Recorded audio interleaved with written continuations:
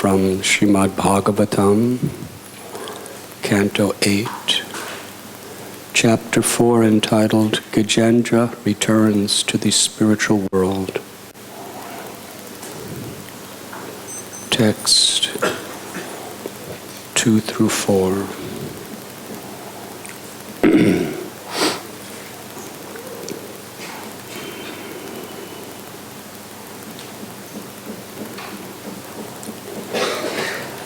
What is being focused on here by Shukadev Goswami and our acharyas is how reversals, even of the most difficult kind, have the potential to be the greatest opportunities in our lives. The nature of material existence, even when we come to the spiritual path, is we are conditioned that things should go our own way. Material existence is a consciousness by which I am the controller, I am the enjoyer, I am the proprietor, and therefore we very much are accustomed to expect things to go our way. And if they do not go our way, depending on our nature, we may become angry, vengeful, we may fight, or maybe we may give up, become depressed, commit suicide, withdraw from society. These are different ways, among the different ways that a conditioned soul deals with this emotional crisis that things are not going my way.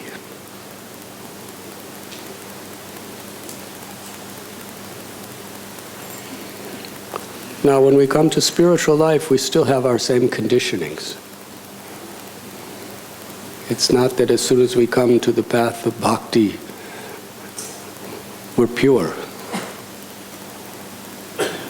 When you go to the hospital, it doesn't mean when you walk in the door you're free from disease.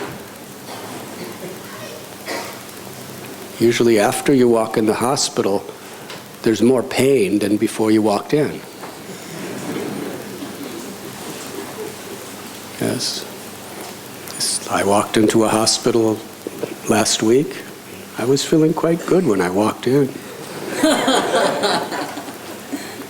But soon I was on an operating table and they were cutting organs out of me and they were sewing me up, and soon I was laying there and they were asking me how many painkillers I want. A lot of pain, so many restrictions, so many problems.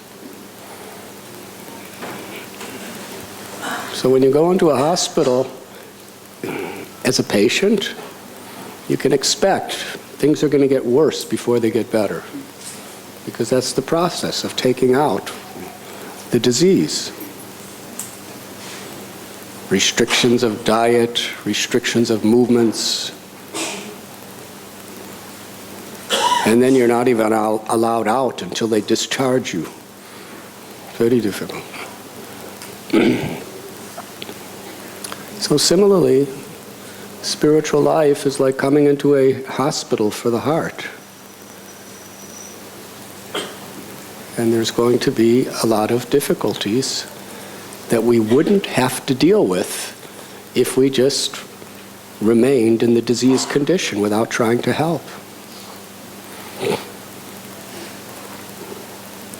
So one of our conditionings, one of our diseases that we come into spiritual life with is that we expect things to go our way. And we also apply that to our spiritual life.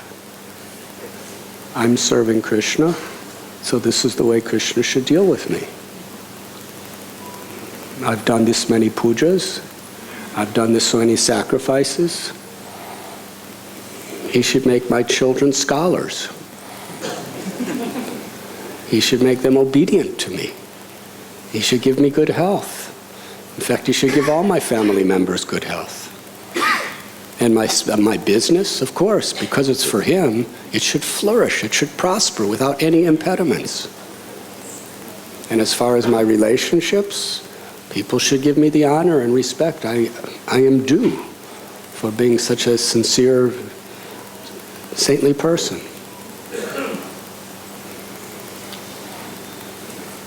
More or less, we all expect like this. But the problem is, if Krishna gave you what you wanted, you probably wouldn't grow much at all. Because bhakti is not about getting. Bhakti is about seeking shelter. You only get Krishna when you seek shelter. You only get Krishna when you give up hope of anything else. If you want other things, that is the karma kanda mentality. You can get other things. But you will not get the goal. So reversals come. And one of the problems is the reversals are not the ones we like. It is our tendency that I know reversals will come, and I know if I take shelter of Krishna in that situation, I'll make advancements. But the reversals, I'll give my list of which reversals are acceptable. But the problem is Krishna has his own list. He'll read your list. But usually what's ever on your list won't work. Viparashantuta shashva tatra tatra jagat guru. Definitely the difficulties Kunti Devi got were not on her list.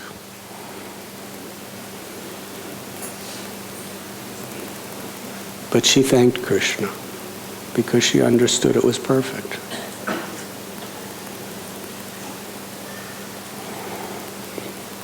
What appears to be a curse is a blessing if we simply appreciate the inner essence of the possibility of how to connect to Krishna in that situation. Therefore, one of Prabhupada's most common and favorite of all verses was from 10th canto of Srimad Bhagavatam, spoken by Lord Brahma. Now, because this verse is spoken by Brahma, is very significant. Because if anyone in this whole creation of this universe would think that he's the controller and he'll get what he expects, it's Brahma. Yes? He's born from Vishnu himself on a lotus flower. There was no afterbirth, or he wasn't crying when he came out. Yes? It was a pleasurable birth. It was an ecstatic birth. Can you imagine? In the hospital, all you ladies who've had children, all of a sudden a lotus flower just seamlessly comes out of you and a little baby just starts smiling and appears on that lotus flower. Mm-hmm. Painless for everybody. Very happy birth. And he was the only son at the time. And he's guaranteed a life of 311 trillion years. Nobody could interfere with that. We don't know if we have 5 minutes. So he has so much, and all the demigods are obeying him. But he's offering this verse. Because ultimately, Krishna completely humiliated Lord Brahma. Not the way Brahma wanted. Krishna again and again made Lord Brahma look like a total fool.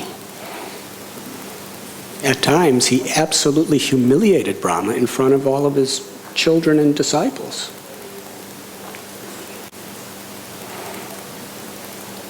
And here in Vrindavan, he bewildered Brahma, where Brahma was practically paralyzed with confusion, although he's a big guru.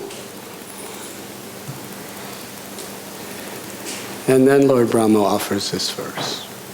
Tatenu kampam susamikshemano bunjana evat vikritam vipagam hridvapupur virvidadam namaste jivete mukta pade sadayabak. One who seeks the compassion of the Lord with folded palms, even in the face of the most difficult possible adversity, seeking the compassion of the Lord, and bows down, thinking, I deserve much worse. But Krishna's just giving me this much, just to help me to turn to Him. And if we do this with a grateful heart, Dayabhak, that means it is our natural inheritance to go back home to the spiritual world, to attain the perfection of liberation.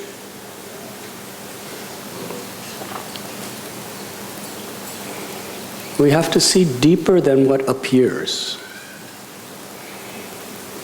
We were discussing this last night, that when you're watching a river, on the surface of the river are so many waves. These waves are constantly changing. Some are swirling, some are foaming, some are crashing against each other. And these waves, no wave lasts for more than a few seconds. It's the same water, but the same water turns into another form of a wave and another form of a wave, and all waves are always in a turbulent situation. But if you go deeper, there's a constant current below the waves that's steady and peaceful. So similarly in this world, the situations that come upon us and even the different phases of our life, everything's just like the waves on the surface of our lifetime. Sometimes we're young and we're healthy. Sometimes we're old and diseased, and we lose our memory, and we lose all our power to speak. We lose our power to move. We lose our power to recognize anyone.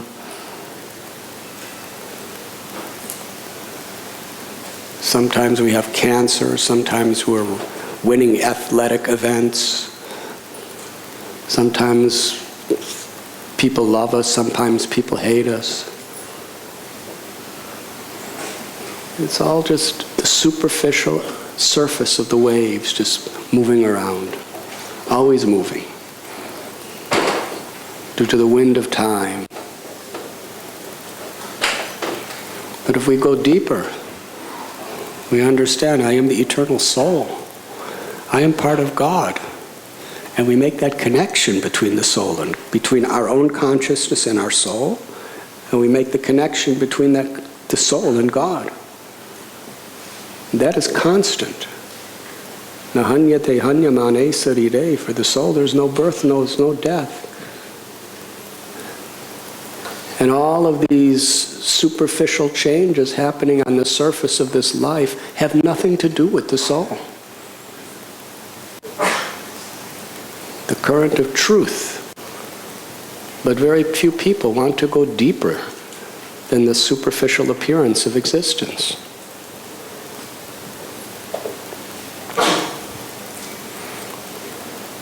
But what Krishna does to help us, he does it to materialists and he does it to devotees. He does it to everyone, because that's what the material world is supposed to do. Is on that superficial surface level of the waves, sometimes things are really flowing as you like, but other times so much disruption. The purpose of those disruptions is to break us from our complacency and not be satisfied on the surface. To give us a sense of real need to dive deeper, to connect to the constant current of truth.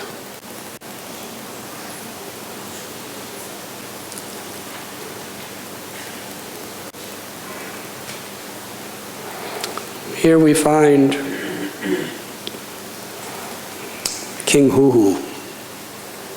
He's a beautiful king among the Gandharvas.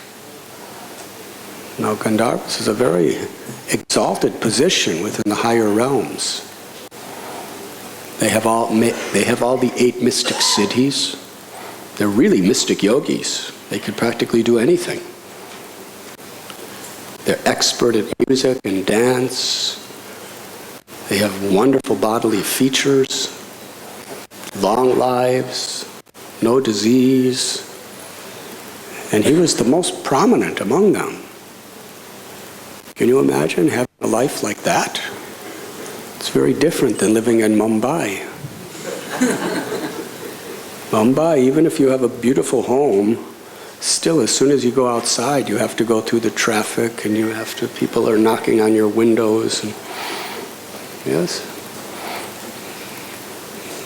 It's whatever pleasure is here is really superficial.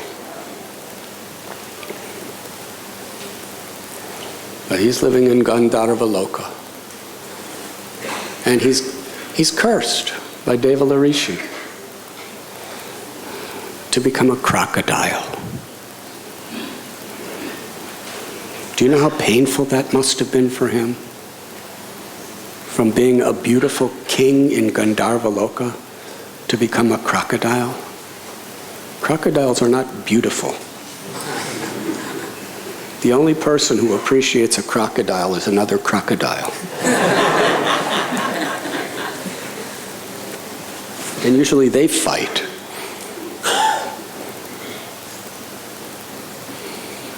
Crocodiles usually, what I've seen of crocodiles, because I've seen them in waters, they're usually alone. They're not very sociable, even with each other. They're usually swimming around alone, always looking for something to eat. Because the tongue is very powerful. The tongue wants to taste. You have that experience. And look at this, just compare the size of your tongue to that of a crocodile. So you can imagine how agitated a crocodile would. We have this little tiny tongue and it's just demanding so much from us. Crocodiles have huge tongues. And every little part of it is demanding food. So they're just hunting constantly.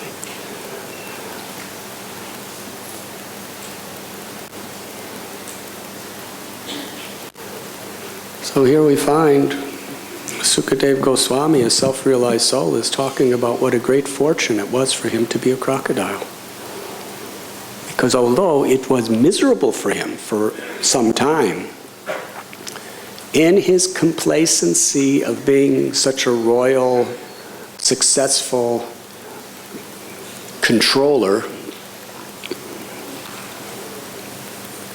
it would have taken millions and millions and millions of years at least for him to ever see God. But because of this body of a crocodile, in one life he got to see God. Very special. Some suffering was there, but in one life he got to see God. And he got the perfection of life. Simply because he was connected to Gajendra, who was a very dear devotee of the Lord. You see, being a crocodile alone was not enough. But Gajendra, we will discuss his special qualities in a moment. Because he was associating with Gajendra, even in this most strange way, he got perfection of life.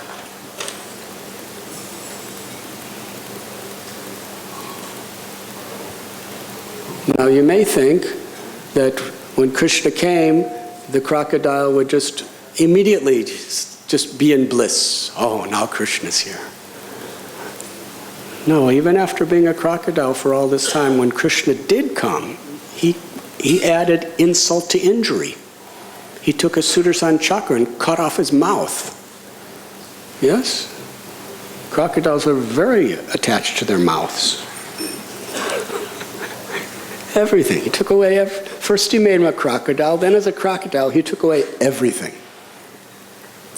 And then at that point, due to his association with Gajendra, who was offering beautiful prayers of love and devotion, King Hu surrendered. And he actually got relieved of all of his sinful reactions and attained.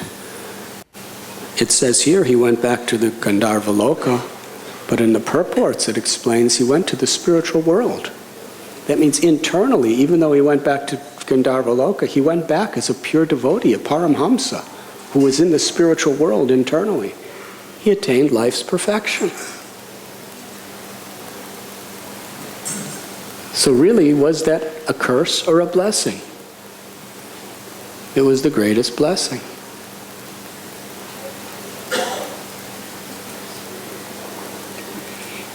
How does that translate to our own lives? Let us first examine Gajendra. Gajendra was Maharaj Indrajumna, who was living in Dravida Desh. He was a king. And he was so pious that after raising his family and performing his duties perfectly according to Dharma, he retired from family life and went to the Malaya hills to perform tapasya. How many kings are willing to do that? He grew matted hair, lived in the forest, in a mountain ashram, and absorbed himself in meditation and prayer. That's all he did. Fasting, performing austerities. And one day he was so absorbed in meditation, Agastya Muni happened to come. And Agastya Muni he's quite well known for liking to eat prasad. And hospitality is you offer someone prasad. That's hospitality of every culture in the world. You offer someone a sitting place, sweet words. We make them really feel that we want them there, and then we give them prasad. That's the universal principle of basic human culture.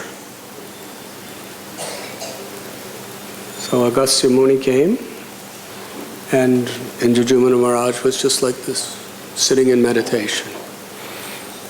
So Agastya Muni cursed him.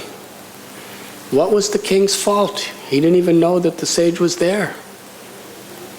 Look, Parikshit Maharaj was cursed too, but he made a little mistake, which didn't warrant the curse to die. He just made a little mistake, being under illusion for a few seconds. But Indrajumna Maharaj didn't make any mistake. But he was cursed to become a dumb elephant. Now this is a setback. You've lived your whole life as a king. You only have a few more years to live. You want to perfect it, go back to Godhead. And this is a pretty big setback. Instead of finishing it all off and going back to Godhead, you get cursed by a sage to have a life of an elephant. And then the sage, after cursing him, left.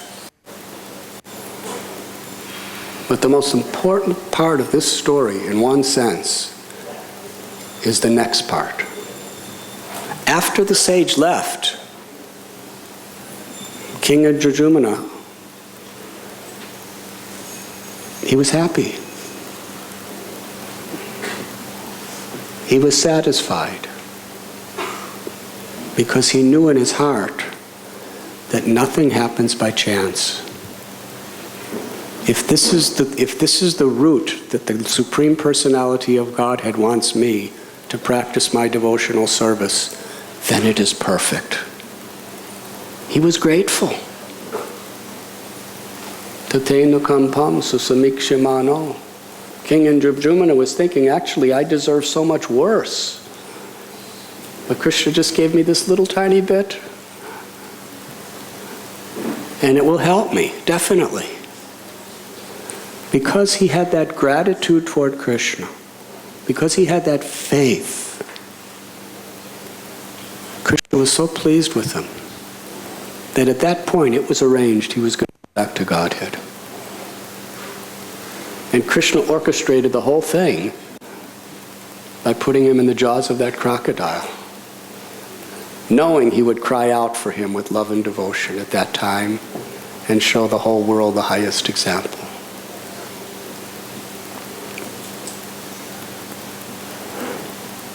This is really very much the crux of the story.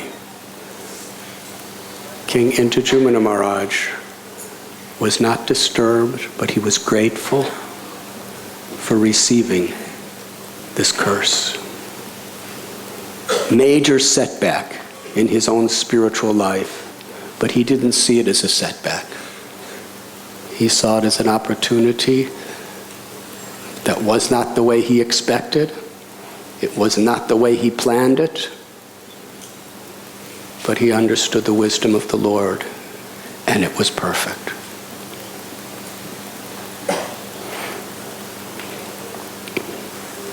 So in our lives, reversals come.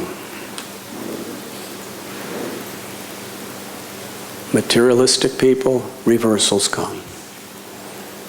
Devotees, reversals come. And they won't be what we want.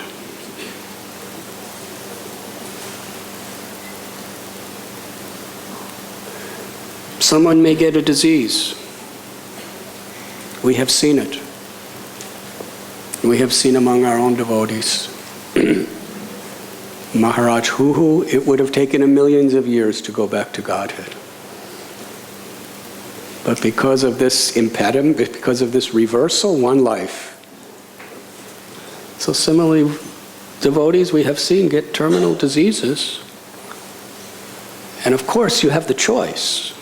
When Krishna gives you mercy, still you have the choice to accept it, to tenu kampam suksamikshimano, or to fight against it, or to blame Krishna for it. You can blame Krishna or you can thank Krishna. Either one is good. First class is thanking Krishna. Second class is blaming Krishna. Third class is deciding Krishna doesn't exist. Otherwise, if he existed, he would not do this to me.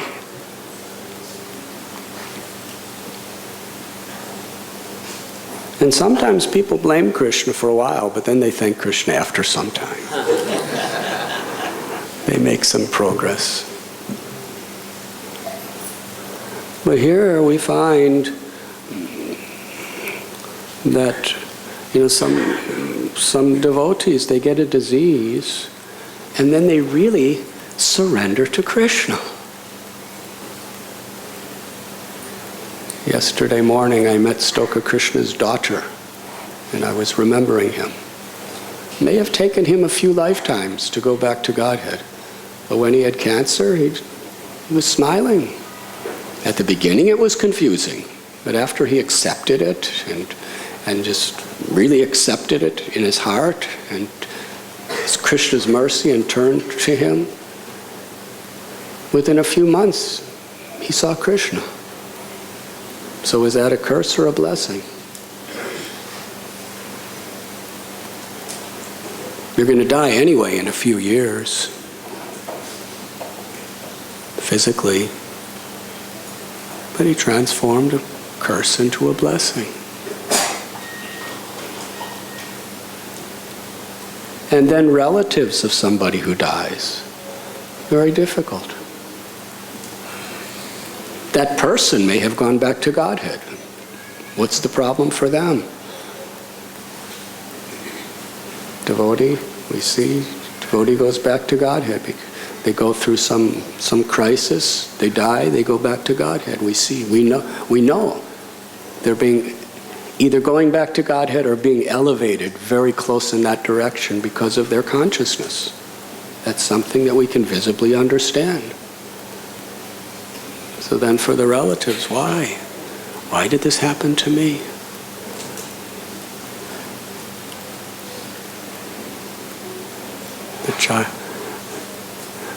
The father, the mother, the husband, the wife, the child has been blessed in a very, very special, special way. But it's painful. Not painful, it's painful for them while they're going through it, but then they're liberated. But it's painful for us after they're liberated. As long as we're just stuck on this superficial level of the waves, we're just seeing how the waves are moving. But if we go down deeper, we understand that we're going to lose everything eventually of this world. But if only we're just grateful to Krishna, and we turn to Krishna in our sorrow, turn to Krishna in our desperation.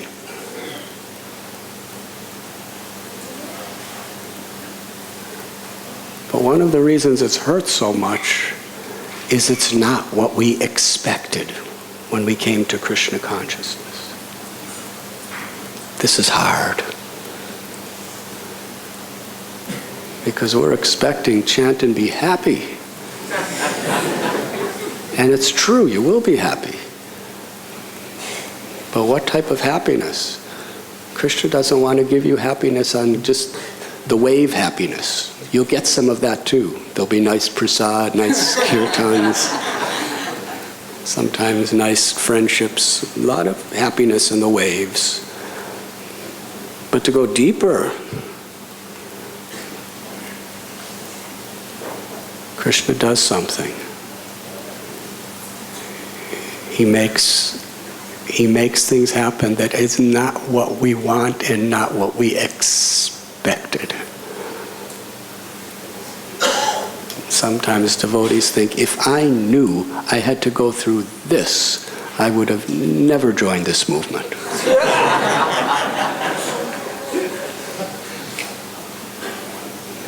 That's why Krishna concealed these things from you at the beginning.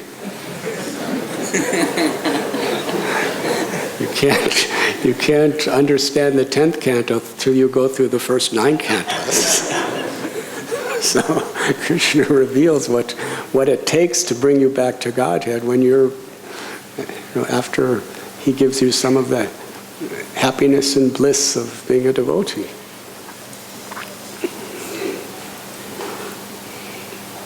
But this is the cause of so much suffering and pain, and it's one of the greatest impediments to our spiritual progress, is this conditioning of expecting things to go our way, even in our spiritual life. Rupa Goswami says we should always be expecting Krishna's mercy. That we should expect. But his mercy is different than what goes on in our mind. Krishna said, sometimes when I give my first installment of my supreme mercy, I take everything away.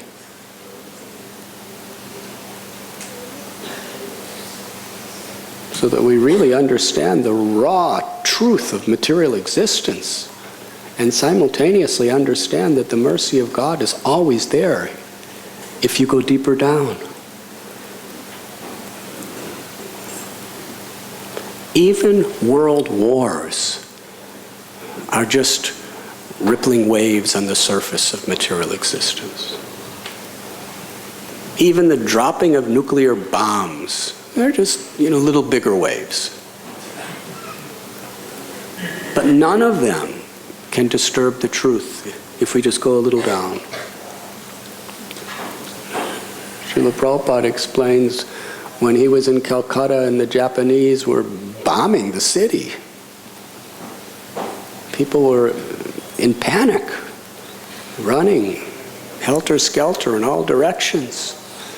And Prabhupada was happy. He was sad to see people suffering.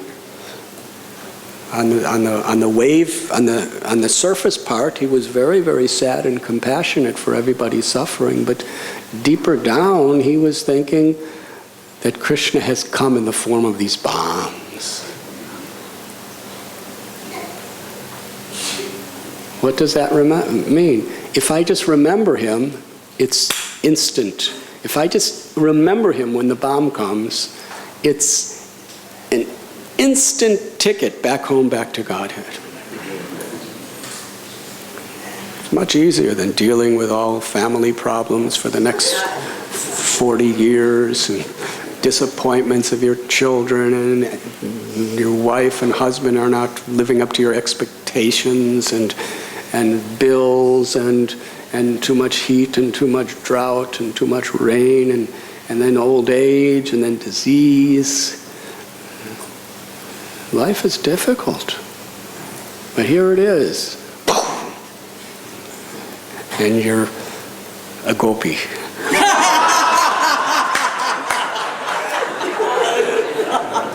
Making garlands with Radharani.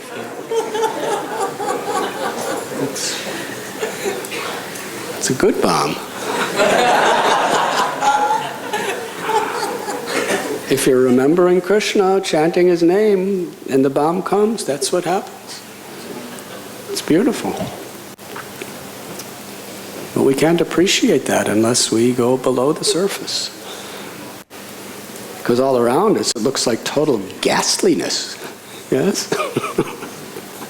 But actually, every single person there can go back to Godhead in a moment. So yes, the world is not going to be what we expect it to be. But those are the best times when things, the more they go against what we want, are the best opportunities for us to connect to Krishna. If we just make that choice. We shouldn't be stuck in our own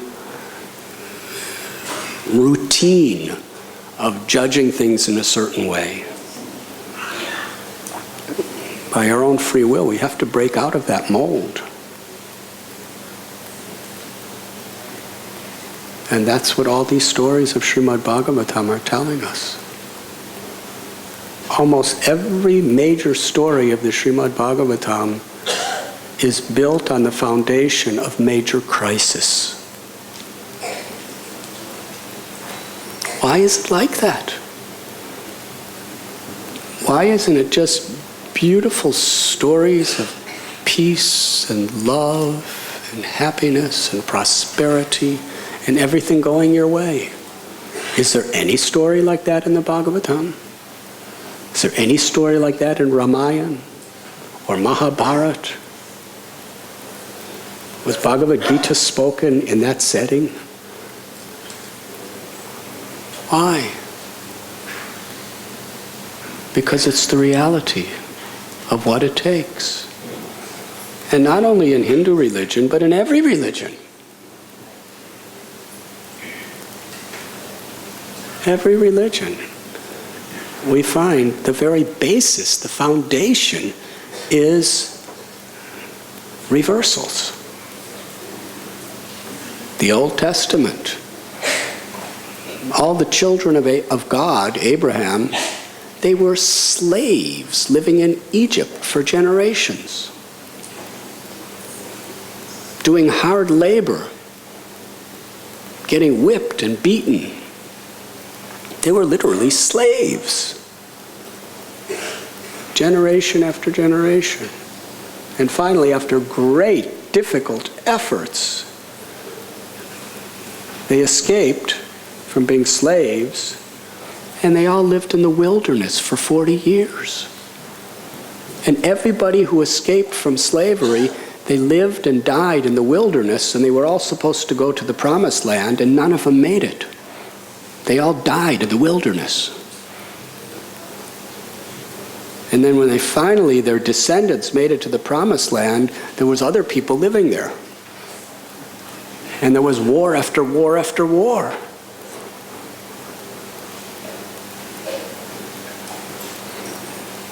Peace and love. And that's the history. And Christians, Lord Jesus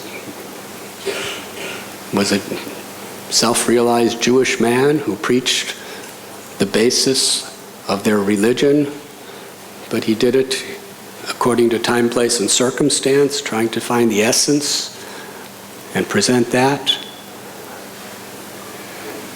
And was he popular? He was tortured. He was crucified. He was persecuted. And then every single one of his followers were hunted down, persecuted, killed, tortured, or living like hiding. Very difficult. And Islam, so many wars, so many battles, escaping, so much persecution.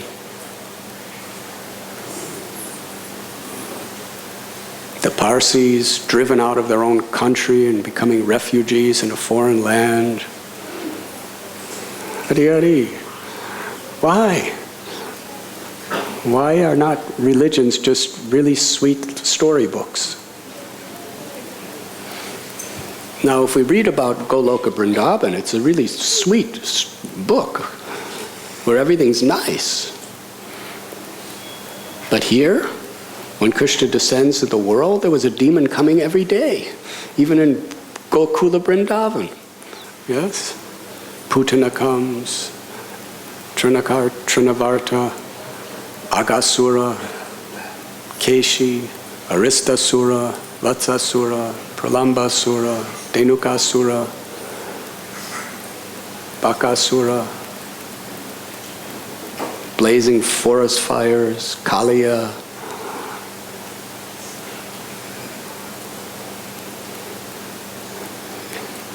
And every time they came, it made the devotees more dependent on Krishna. And in the Srimad Bhagavatam, the beginning cantos, Gajendra, Prahlad, Dhruva, Ambarish, the Pandavas, all based on the setting of crisis. And each of these great souls taught us how to turn to God in that situation with a grateful heart. But even more important, in each situation we find how God loves His devotees and is there for them when we really turn to Him.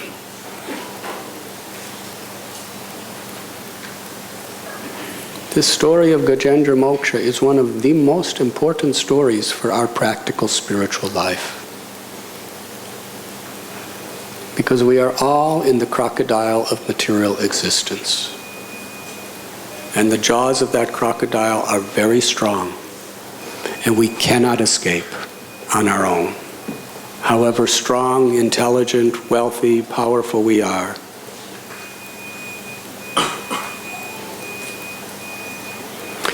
No material arrangement brings real happiness.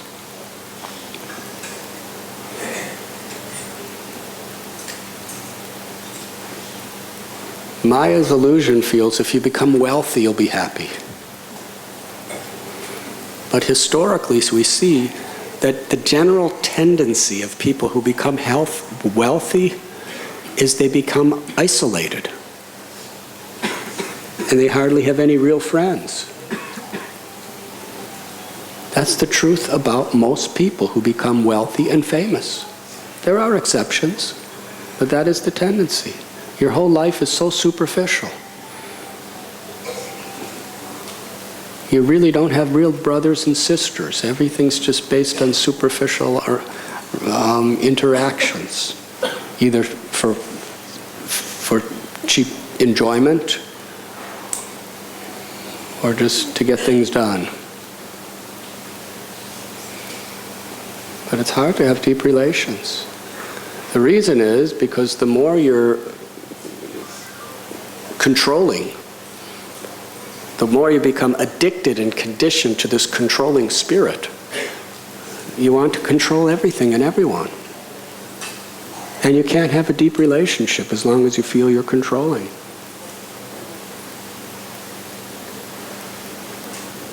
So there's very little love for people who are extremely successful. It's always been that way. The only way they can be is if you really take a humble position.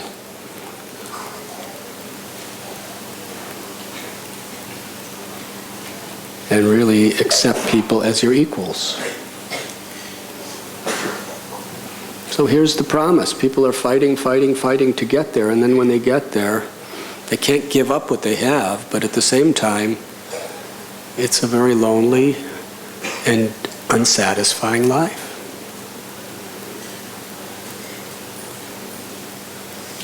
So Srimad Bhagavatam is trying to break through the misconception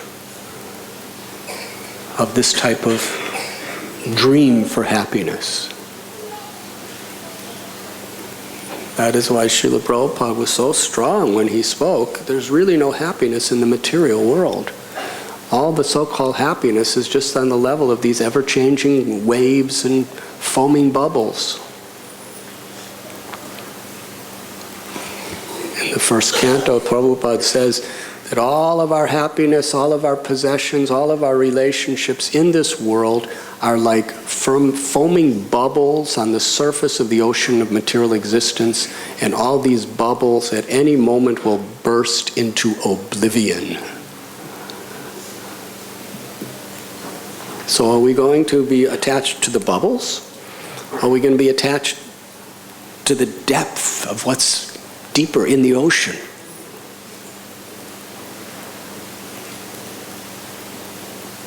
Hey Krishna, Karuna Sindhu. Deeper down, there's an ocean of Krishna's mercy, Krishna's kindness, Krishna's love. That's where we want to dive deep. The entire ocean is Krishna's love. But we're attached to the foaming bubbles. Jeev Jago, Jeev Jago. Mahaprabhu says, wake up, sleeping souls. But usually waking up means to get us out of the sleep, and it's disruptive. Just like if you're having a really sound sleep and the alarm clock rings, what's your first reaction?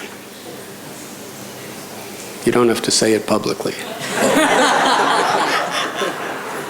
But first reaction is just, it's a disturbance, is it not? You're just sleeping and you're dreaming that you're having a vacation with your lover on a tropical island. And all of a sudden, today there's so many alarm clocks. There's different bells. All of a sudden, and you just like turn it off. It's disruptive, but it woke you up. Yes? So the problems in this world are like alarm clocks. The reversals and difficulties, because when things just keep going our way, we just stay in our dream. Yes, we stay asleep. Maybe a good dream, maybe a bad dream. But when reversals come, it's like an alarm clock to wake us up.